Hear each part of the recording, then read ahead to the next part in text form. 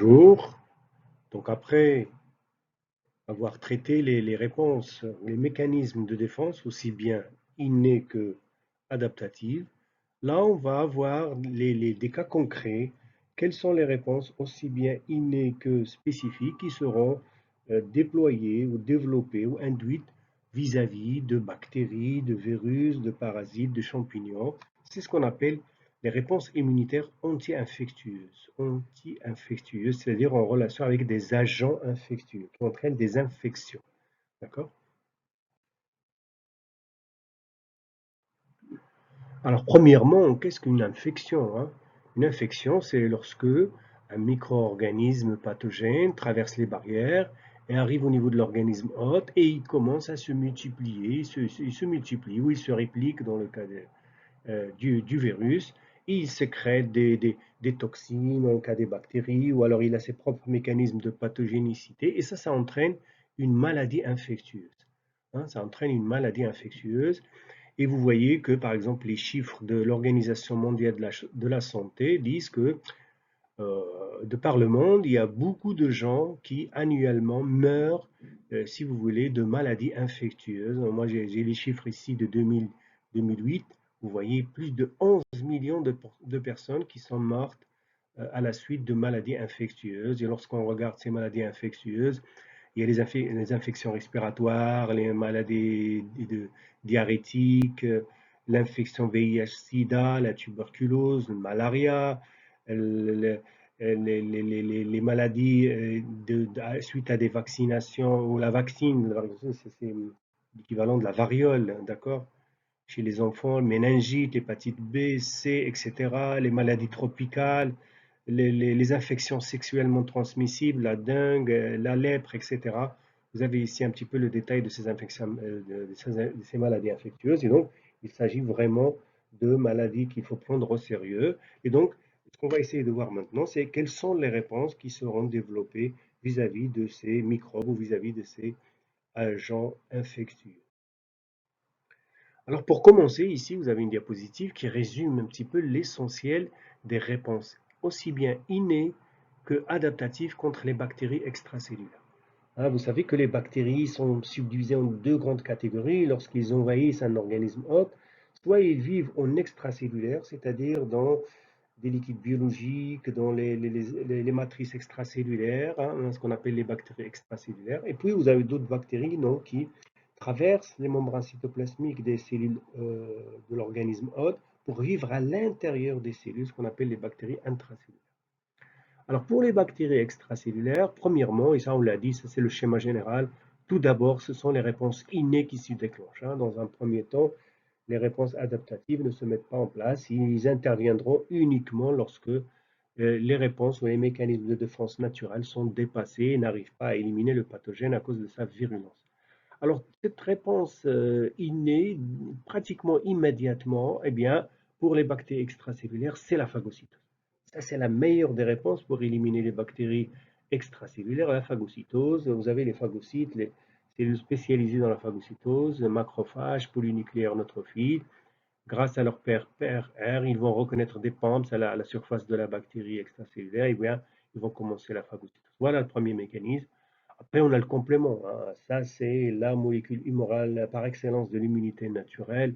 Là, surtout la voie alterne, la voie des lectines, on a vu ça avec production d'opsonine, d'anaphylatoxine, de complexes d'attaque membranaire. On a vu tout ça. Donc, le complément aussi va jouer un rôle très important.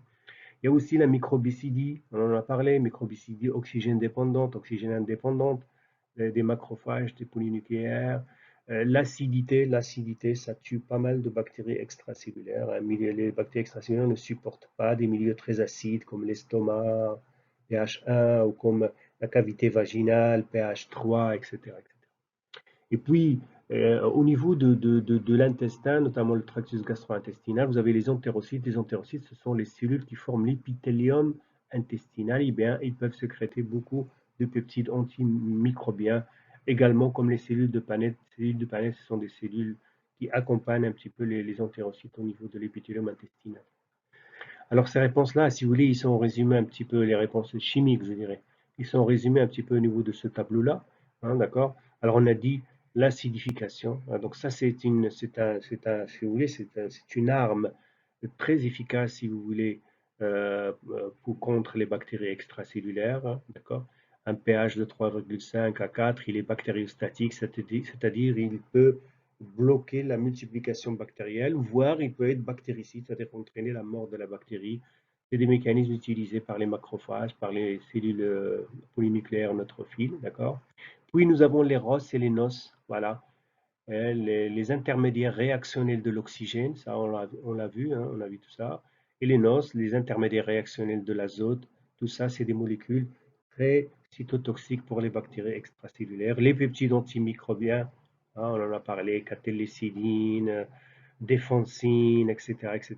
Donc vous avez on a parlé de la microbicidie oxygène indépendante, on a donné un tableau avec des exemples, si vous voulez, de ces euh, peptides antimicrobiens. Puis il y a des enzymes qui sont des enzymes digestives, notamment lysozymes, les hydrolases acides, des lysosomes primaires, etc. Donc plein d'enzymes comme ça qui vont dégrader ou digérer, si vous voulez, les bactéries extracellulaires. Et puis pour terminer, et ça c'est le travail notamment des neutrophiles, c'est la production de molécules qui vont assurer une compétition pour les bactéries extracellulaires, c'est-à-dire les priver de fer, par exemple, comme la lactoferrine, elle va priver de fer les bactéries extracellulaires pathogènes, et c'est d'ailleurs un des mécanismes qui va bloquer leur multiplication, voire entraîner leur mort. Les priver également de la vitamine B12, hein, par cette protéine qui va lier la vitamine B12, si vous voulez, pour priver ces micro-organismes pathogènes. Et donc, c'est l'ensemble de ces mécanismes-là qui vont se mettre en place avec la phagocytose, avec le complément pour éliminer, si vous voulez, les bactéries extracellulaires par des réponses innées. Une petite parenthèse pour ne pas oublier, rappelez-vous, je vous ai parlé d'une catégorie de cellules qu'on a appelées les cellules non conventionnelles. C'est des cellules lymphoïdes, mais non conventionnelles. C'est-à-dire, c'est des lymphocytes, mais des lymphocytes qui, soit ils n'ont pas de TCR, soit ils ont un TCR un petit peu différent, ou un TCR alpha-bêta, mais qui est peu diversifié. Bref, on a parlé un petit peu de ces catégories cellulaires. Et on a dit ces cellules-là étaient rattachées aux réponses innées. Et justement, par rapport aux bactéries extracellulaires, ces catégories cellulaires-là, ils interviennent beaucoup en faisant notamment de la cytotoxicité, c'est-à-dire de la lyse cellulaire extracellulaire. Alors ça, c'est les réponses innées, d'accord? Alors on a dit normalement, ces réponses-là suffisent, mais s'ils ne suffisent pas, par l'activité CPA, notamment des macrophages et des cellules dendritiques, on active les réponses adaptatives. Et contre les bactéries extracellulaires, les meilleures des réponses, ce sont des réponses humorales. C'est-à-dire le schéma, les TH0 se transforment en TH2, TH2 qui booste les B qui se transforment en plasmocytes et qui fabriquent des anticorps. Hein, cette réponse immorale, elle est très, très, très adéquate pour les bactéries extracellulaires parce que la bactérie, elle est dans le milieu extracellulaire. Il suffit de sécréter des anticorps qui vont reconnaître des antigènes à la surface de la bactérie et ça suffira pour l'éliminer. En ce qui concerne les réponses immunitaires cellulaires, elles sont surtout exécutées par les TH17. TH17, c'est un profil dont je n'ai pas beaucoup insisté euh, par rapport à votre cours. Donc, on a parlé des TH1 et TH2. Mais on a dit que les TH0, ils ont une plasticité assez importante et qu'ils peuvent donner d'autres sous-populations de molécules, de cellules TH, dont les TH17. Les TH17, ils ressemblent, hein, dans certaines mesures au TH1, d'accord? Mais ils sont caractérisés par cette interleukine 17. C'est pourquoi on les appelle les TH17. Eh bien, l'interleukine 17, elle va jouer le rôle de chimio-attraction pour les polynucléaires neutrophiles. Et ça tombe bien, c'est-à-dire que cette réponse cellulaire finit par attirer les polynucléaires vers le tissu infecté. Pourquoi? Parce que les polynucléaires, c'est des phagocytes professionnels et ils vont arriver, ils vont trouver des bactéries extracellulaires et ils vont essayer de les éliminer. Alors dans cette diapositive-là, vous avez exactement la même chose, c'est-à-dire les réponses innées et les réponses adaptatives, sauf que cette fois-ci, c'est par rapport à des bactéries intracellulaires, c'est-à-dire des bactéries qui vont vivre à l'intérieur des cellules de l'hôte. Alors dans ce cas-là, les réponses innées, dans un premier temps, c'est la phagocytose, mais la phagocytose, si elle est très efficace contre les bactéries extracellulaires, elle n'est pas très efficace contre les bactéries intracellulaires. Parce que justement, les bactéries intracellulaires essayent d'éliminer tous les mécanismes de digestion intracellulaire, notamment la fusion, si vous voulez, des lysosomes primaires avec le phagosome pour qu'il n'y ait pas dégradation intracellulaire des bactéries. Donc, elle n'est pas très efficace. Par contre, la réponse qui s'active beaucoup, c'est celle des cellules NK, natural killer, hein, d'accord, qui vont s'activer et par le biais activé par l'interleukine 12 des macrophages, parce que les macrophages, n'oubliez pas, hein, il y a les macrophages résidents qui sont déjà présents au niveau du tissu infecté, et par l'interleukine 12, ils vont activer les cellules NK qui vont produire beaucoup d'interférons gamma. Et l'interféron gamma, c'est un activateur des macrophages. Et donc là, vous allez avoir un dialogue entre cellules NK et macrophages. Les macrophages qui activent les NK et les NK qui activent les macrophages. D'accord? Et là, l'activation des macrophages, elle est fondamentale parce qu'ils vont commencer à faire de la phagocytose, mais cette phagocytose, elle est frustrée, ce qu'on appelle une phagocytose frustrée. Le macrophage internalise les bactéries, ils vivent à l'intérieur des phagosomes, mais il y a notamment inhibition de la fusion avec les lysosomes primaires, donc le macrophage n'arrive pas à éliminer, si vous voulez, les bactéries. Et là, il a besoin d'aide. Il a besoin d'aide, donc il va faire son activité CPA pour qu'on bascule vers des réponses adaptatives qui sont essentiellement des réponses à médiation cellulaire pour que les TH0 deviennent des TH1, pour favoriser notamment les réponses à médiation cellulaire inflammatoire. Et ça, on a vu un petit peu cette réponse-là, on l'a détaillé. C'est le macrophage qui joue le rôle de CPA, qui présente les peptides bactériens à la cellule TH0 qui devient TH1 pour justement booster, si vous voulez, le macrophage, comme vous pouvez le voir à ce niveau-là. Vous avez le macrophage ici. La bactérie vit à l'intérieur du macrophage et se multiplie. Le macrophage est incapable d'éliminer cette bactérie. D'accord? Donc, ce qu'il va faire, c'est la présentation d'antigènes aux cellules TH0 qui deviennent TH1. Et là, c'est l'exemple, je vous ai donné un exemple par rapport au Mycobacterium tuberculosis, c'est ce qui se passe au niveau de la tuberculose, ça se passe exactement comme ça. Les macrophages qui phagocytent, qui phagocytent, qui phagocytent, mais ils sont intoxiqués par les bactéries qui phagocytent parce qu'ils n'arrivent pas à les digérer. Et là, les cellules, si vous voulez, TH1, par le biais notamment du CD40L et l'interféron gamma, hein, une activation de contact, une activation chimique, ils vont booster les macrophages pour qu'ils reprennent leur activité de digestion, si vous voulez, des bactéries. Et là, les TH1, ils ont ici un mécanisme, si vous voulez, d'élimination des macrophages. Là, parce que lorsqu'on sollicite, si vous voulez, l'intervention des TH1, les TH1, des fois, lorsque le macrophage est déjà trop intoxiqué, entre guillemets comme ça, par les bactéries qu'il a phagocytées, c'est un macrophage qui est très euh, en état de pathologie, et donc là, le TH1, des fois, il estime que le macrophage, il n'est plus bon, et donc il faut l'éliminer. Donc ils vont exprimer le FAS L pour entraîner l'apoptose de cette cellule macrophagique, ou alors de ce qu'on appelle les lymphotoxines bêta, hein, pour éliminer ces macrophages qui sont trop infectés. Mais tout en éliminant les macrophages trop infectés, ils peuvent libérer ce qu'on appelle les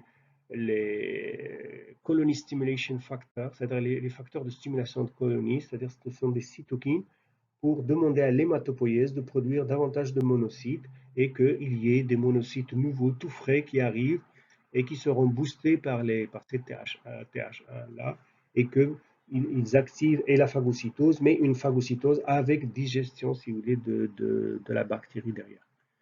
La cellule TH1, pareil, une fois activée, il peut aussi activer la réponse à médiation cellulaire cytotoxique, c'est-à-dire par le biais des T cytotoxiques. Et là, c'est la fameuse activation soit séquentielle, soit croisée pour activer les T cytotoxiques qui peuvent faire de la cytotoxicité. D'ailleurs, cette cytotoxicité par les TCD8, elle a déjà commencé au cours de la réponse innée parce qu'on a dit les cellules NK s'activent en premier et les cellules NK ils font de la cytotoxicité au début. Sauf que la cytotoxicité des TCD8, c'est une cytotoxicité qui utilise les mêmes mécanismes que les cellules NK, sauf que C'est ciblé parce qu'elle implique un TCR qui va reconnaître avec précision des peptides appartenant à la bactérie. Là, on va voir le cas des virus, hein, les réponses innées et les réponses adaptatives contre les infections par les virus, hein, ce qu'on appelle les infections virales. Alors contre, parce que vous savez, le virus est un parasite absolu, et donc il va vivre à l'intérieur des cellules pour se répliquer, parce qu'il va, si vous voulez, profiter de la machinerie de transcription, traduction de la cellule hôte pour fabriquer ses propres protéines, faire l'assemblage et produire des virions, hein, des exemplaires de ce virus-là.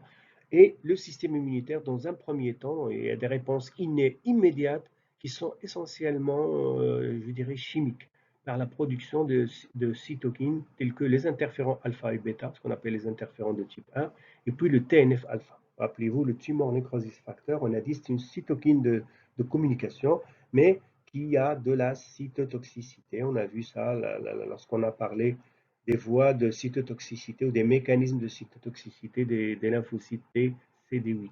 D'accord. Donc, dans un premier temps, ce sont ces cytokines-là qui vont être libérées et essayer d'intoxiquer, si vous voulez, ou de protéger, parce qu'on va le voir ça. Regardez, par exemple, si vous prenez ce schéma-là, vous avez ici cette courbe jaune qui vous montre la charge virale. La charge virale, en gros, c'est la quantité de virus qu'il y a au niveau de l'organisme hôte. Et donc, dans un premier temps, la réplication est très importante. On voit que la charge virale augmente. Et la toute première réponse du système immunitaire, c'est cette réponse, cette courbe verte, par la production, on a dit, d'interférons de type 1 et de TNF-alpha, voire de l'interleukine 12, ça c'est pour stimuler les macrophages, le macrophage, le chef d'orchestre de l'immunité innée. Et donc, c'est cette première réponse-là. D'accord. Cette interleukine 12, elle est notamment produite, on a dit, par les macrophages. Pourquoi faire? Eh bien, l'interleukine 12, c'est la cytokine qui active le mieux les cellules NK. Et on sait, parce que là, on est face à des cellules qui sont infectées par les virus. Une fois une cellule est infectée par le virus, la meilleure des réponses, c'est d'éliminer la cellule, c'est-à-dire faire une lyse extracellulaire de cette cellule-là et l'éliminer pour que le virus ne quitte pas cette cellule infectée et infecte les cellules avoisinantes. Et donc, les cellules NK vont être activées par l'interleukine 12 dans un deuxième temps par l'interleukine 12 des macrophages. Et là, on voit la courbe bleue, l'intensité de la réponse par les cellules NK qui vont faire de la cytotoxicité. Alors, avant d'arriver à la réponse adaptative, on a parlé de cytokines, notamment les interférons de type 1, les interférons alpha et bêta. Dans un premier temps, ils vont jouer un rôle très très très important parce que regardez ici au niveau de ce schéma, vous avez cette cellule qui a été infectée par un virus, le virus rentre, son matériel génétique, il va l'intégrer au niveau du génome de la cellule hôte, faire la fabrication de son ARN messager, de ses protéines, etc., etc., et produire des virions. Mais cette cellule qui est infectée, tout de suite après la pénétration et le début de réplication du virus, elle va, si vous voulez, activer les gènes qui codent pour les interférons de type 1, les interférons alpha et bêta, et les libérer dans le milieu extracellulaire. Toutes les cellules avoisinantes qui n'ont pas encore été infectées par le virus, ils ont des récepteurs de surface pour ces interférents alpha et bêta. Eh bien, les voies de signalisation de ces récepteurs vont activer des gènes qui vont protéger les cellules avoisinantes. C'est-à-dire, ils vont produire des protéines antivirales qui vont, en gros, inhiber euh, la pénétration du virus, sa réplication, et sa réplication, vous savez, on peut la bloquer à différents niveaux. Donc, il y a plein de mécanismes qui vont être développés par les cellules avoisinantes pour justement ne pas être infectées par ce virus-là. Et donc, vous voyez, le rôle de ces interférents de type 1 est fondamental dans la protection des cellules voisines. Donc, on protège les cellules avoisinantes et la cellule qui est infectée, celle-là, on va l'éliminer par une lyse extracellulaire, dans un premier temps par les cellules NK.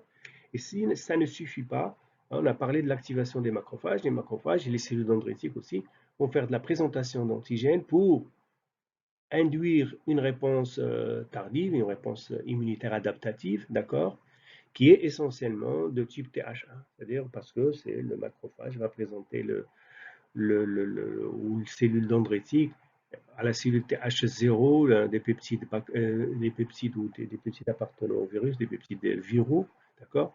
le TH1 qui va privilégier la réponse cytotoxique parce qu'on a dit la cellule cytotoxique donne un très bon résultat déjà avec les cellules NK hein, par rapport à l'immunité naturelle. On voit que lorsque la courbe bleue atteint son maximum, on voit que la charge commence à baisser. Donc lorsque l'immunité adaptative rentre en jeu, il va essayer de faire perdurer une réponse cytotoxique de type cellule NK, mais cette fois-ci avec des lymphocytes T CD8.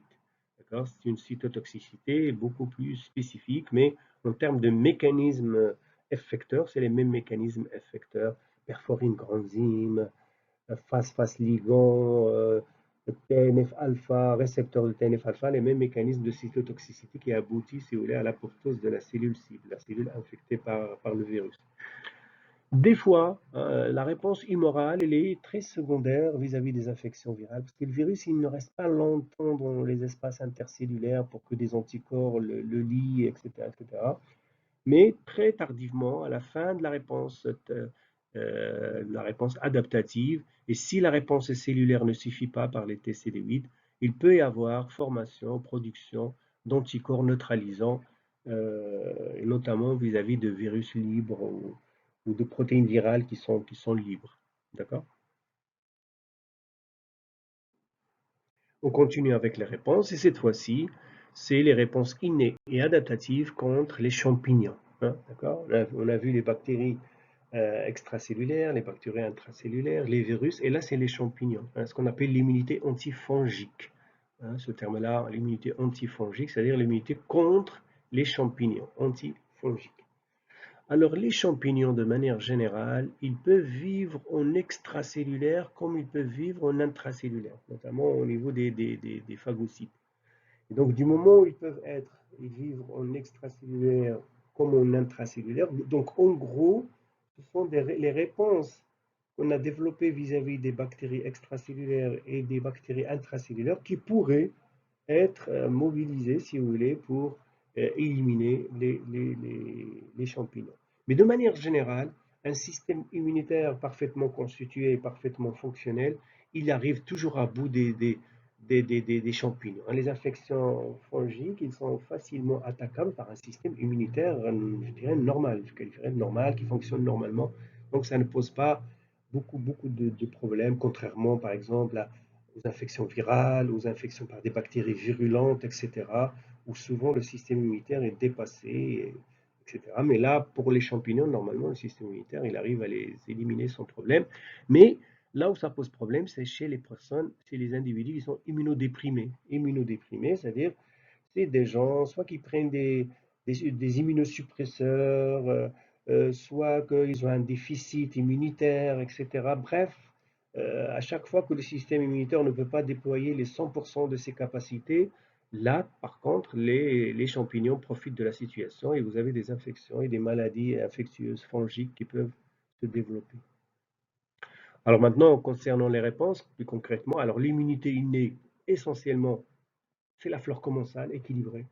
Rappelez-vous le microbiote. Si vous avez un microbiote euh, qui est diversifié, euh, qui est bien, ça protège, si vous voulez, contre les infections fongiques. Et donc, c'est une, c'est une barrière microbiologique très importante vis-à-vis des infections fongiques. Il y a le complément, pas oublier le complément qui joue un rôle important, notamment par le complexe d'attaque membranaire, par l'opsonisation, etc. On a les phagocytes, les polynucléaires neutrophiles et les macrophages qui peuvent faire la phagocytose le cas échéant, et là ça dépendra de, de la taille du micro-organisme. S'il a une taille qui correspondrait à une phagocytose, ça marche, mais s'il a une grande taille, la phagocytose ne marcherait pas, ça dépend.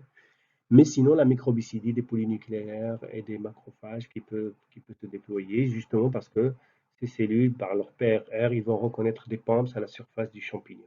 Et ce schéma-là, il vous montre un petit peu, regardez, on est face à Candida albicans, Candida albicans, qui est une espèce de levure hein, qui appartient au règne des champignons, et on voit qu'au niveau de sa paroi, donc il y a pas mal de bêta-glucanes, il y a pas mal de mannane, etc. Et on sait qu'il y a des PRR tout ça, ce que vous voyez là, la dectine, décessive, tout ça, ce sont des PRR, MBP, Mankel, tout ça, c'est des PRR qui vont reconnaître ces molécules de surface et donc permettre aux polynucléaires, aux macrophages, soit de faire la phagocytose, soit de faire de la microbicide.